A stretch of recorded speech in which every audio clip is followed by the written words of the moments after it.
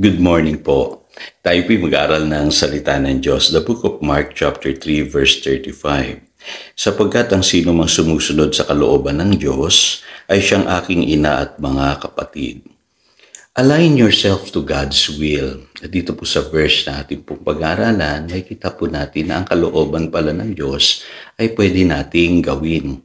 In fact, sinasabi po rito ang totoong may ugnayan sa Diyos ay yung gumaganap ng kalooban ng Diyos at napakapalad po ng taong yun. So today, may share po ko sa inyong 4 na katotohanan na mahalaga para tayo po'y manatili sa kalooban ng Panginoon. So unang-una po dyan yung sinasabi sa Matthew chapter 6 verse 33. But seek first His kingdom and His righteousness, and all these things will be given to you as well. Ito po alam na natin ito. Put God first. Kailangan po una palagi sa ating buhay ang Diyos. Kailangan po nakasurrender tayo sa Kanya. At ang Diyos po nababasa niya at nakikita po yung kalagayan ng ating puso kung tayo po talaga ay tunay na nakasuko sa Kanya at hinahanap natin yung Kanyang kalooban. At malinaw po sa Biblia, hindi tayo maliligaw kung ganun po ang kalagayan ng ating puso. Sabi po sa Jeremiah 29 verse 13, You will seek me and find me when you seek me with all your heart. Kailangan po sincere tayo sa ating pong motibo at intensyon sa paghahanap natin sa Diyos. Uunahin natin siya sa ating buhay, yung Kanyang paghahari at yung Kanyang katuwiran. At ang sabi ng Biblia, lahat ng pangangailangan natin sa buhay ay Kanya pong tutugunin. At sa Jeremiah 29 verse 11, napakaganda ng plano ng Diyos sa buhay ng tao. Plans to prosper us, not to harm us, but to give us hope and a better future. Kaya alam niyo po, pakahalaga na tama yung motibo ng ating puso kapag hinahanap natin ang Panginoon. Pangalawang katotohanan na ito, napupuna ko po na madalas na-overlook ng marami, ay yung katotohanan sa Biblia na dapat po ay faithful tayo. Kailangan faithful tayo sa Diyos, faithful tayo sa tao, faithful tayo sa lahat ng ating mga ginagawa. Kasi sabi po sa Hebrews chapter 10 verse 36, You need to persevere so that when you have done the will of God, you will receive what He has promised. Kasi sa buhay na ito, minsan hindi naman agad dumarating yung mga hinihingi natin. Pero pag ginagawa natin yung kalooban ng Panginoon, mapapansin niyo po, kahit mahirap, ay meron daw tayo dapat asahan, na magaganap na pangako ng Diyos sa ating mga buhay. Kasi alam niyo po, sa buhay na ito, meron talagang sabihin nating rewards or tinatawag na ang Diyos po ay nagbibigay ng pagpapala doon sa mga taong marunong magtiyaga. Kaya dapat maging faithful po tayo.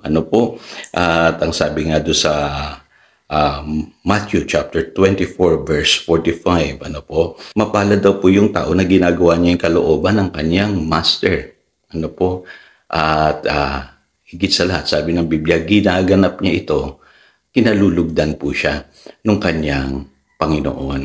Kaya alam niyo po sa buhay na ito, minsan matutukso tayong gawin yung mali, at hindi na tayo magiging tapat sa Diyos or magiging tapat sa tao, Kaya minsan hindi natin tinatanggap po yung mga rewards na meron po sa buhay na ito na nagmumula sa Diyos.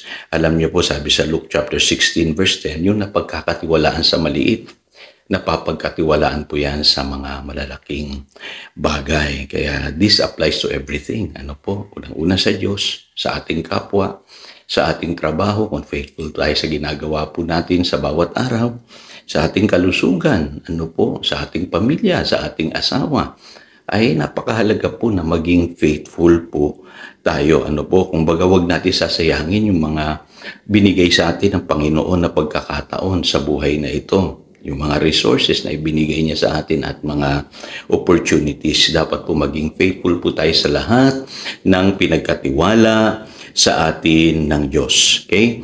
So, pangatlo, na katotohanan na mahalaga, be grateful always. Laging mapagpasalamat tayo sa buhay na ito. Sabi sa 1 Thessalonians chapter 5, verse 18, give thanks in all circumstances, for this is God's will for you in Christ Jesus.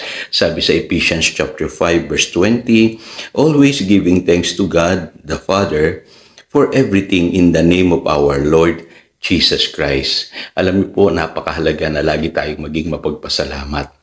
Sa buhay na ito, minsan may mga bagay na nangyayari sang-ayon sa nais natin, pero may mga bagay namang minsan parang hindi sang-ayon doon sa gusto natin, pero gusto ng Panginoon sa ating mga buhay.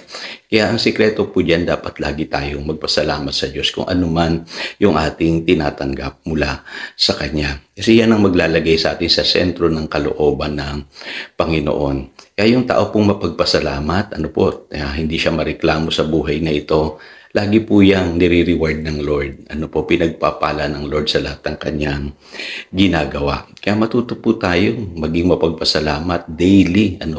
At kahit sa anong sitwasyon ng ating buhay, dapat lagi po tayong grateful sa Diyos. Alam niyo po, yan ay isang mahalagang katotohanan para sa buhay na ito. Malagay tayo palagi sa sentro ng kalooban ng Panginoon. Panghuli, yung sinasabi sa Ephesians chapter 5, verses 17 and 18, do not be foolish, but understand what the Lord's will is. Do not get drunk on wine, which leads to debauchery. Instead, be filled with the Spirit. Napakahalaga po nito kasi maraming tao dinidisregard nila ang Holy Spirit sa kanilang buhay.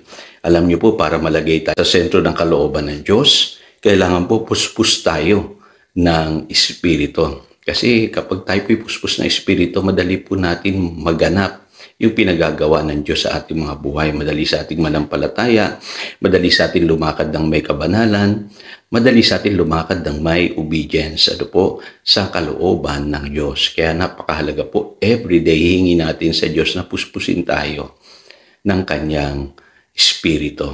At sabi nga dyan, command, di po ba be filled with the Holy Spirit. Ibig sabihin, dapat sa araw-araw pakanasain natin na tayo mapuspos ng Espiritu ng Diyos. So again, ito si Pastor Jojo nagpapaalala upang daluyan tayo ng pagpapala, manatili tayo sa kanyang salita. Good morning.